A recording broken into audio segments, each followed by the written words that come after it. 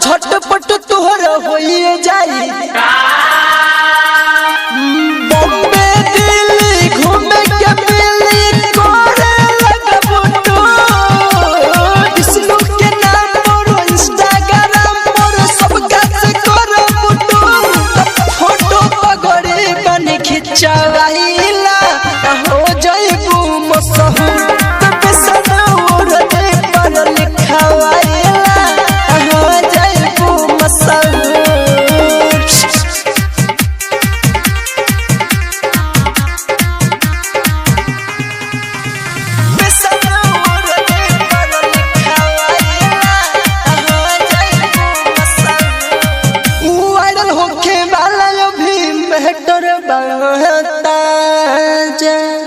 मानिला बात को है प्रेम विपिन यहाँ